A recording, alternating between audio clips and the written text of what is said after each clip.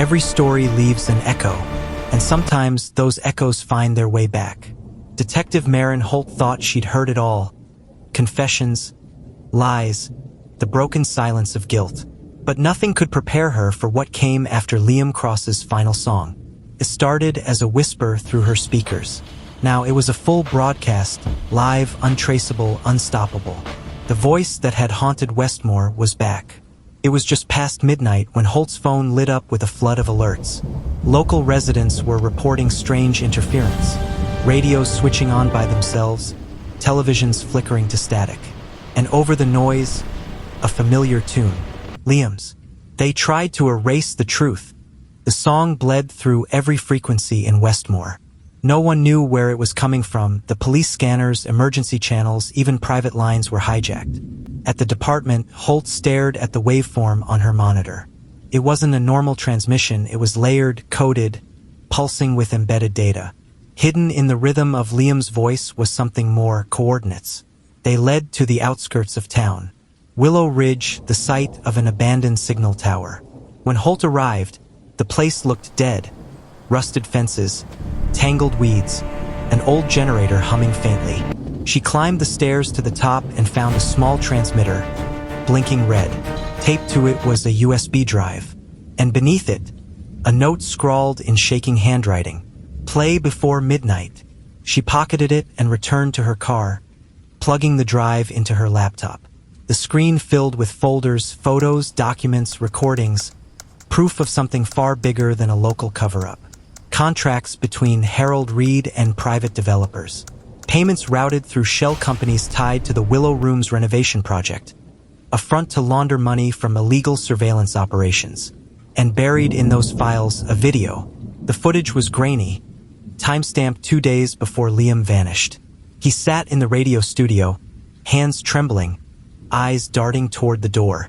Liam, if this ever gets out, they'll come for me, but people deserve to know. It wasn't about the land deal. It's about what they recorded. He swallowed hard. Liam, they've been using the town's emergency broadcast to hide encrypted messages. Real estate scams, bribes, threats, even blackmail. And Harold, he's not the only one. There are others, people higher up.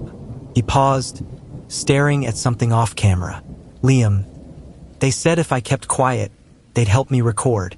I thought it was just music. He glanced down, picking at the edge of his guitar. Liam, but I found the tapes. What they said about the fire in '09, it wasn't an accident.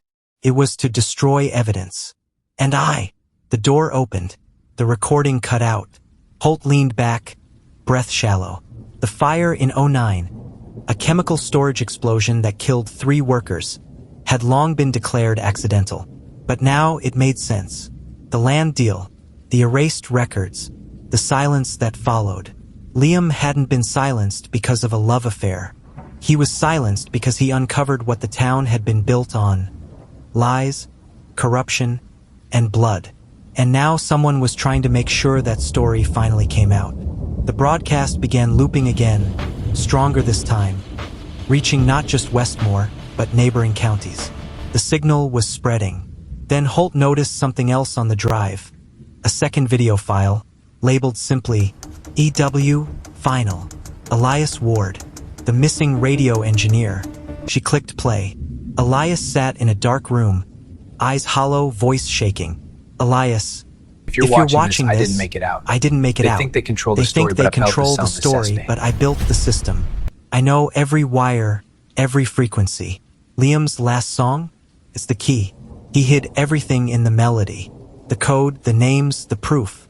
Play it, and it all goes live. He leaned closer. Elias.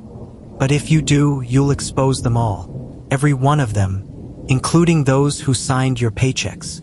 Then the screen went black. Holt sat frozen. He was right. If she played it, she'd blow open a decade of corruption. But it would destroy the town. Every name, every secret, broadcast for the world to hear. She stared at the USB. Midnight was seconds away. Holt, whispering, you wanted the truth. Liam, let's give it to them. She inserted the drive back into the transmitter at the tower. The light turned green. Across Westmore, the static vanished. And then, the truth began to play. Liam's unfinished song filled the airwaves. But now, woven beneath the melody, were the tapes, the confessions, the deals, every lie the town had buried. People stopped their cars. Radios blared in diners, homes, police stations. And for the first time in years, Westmore listened, not to music, but to its sins. By morning, Westmore was chaos. News vans swarmed the town. Arrest warrants were issued. The council resigned. Amber Reed disappeared again. Her car found near the same road where Liam's had been discovered. Inside, an old cassette sat on the seat, marked only with his initials, LC. When Holt played it, Liam's voice whispered through the static.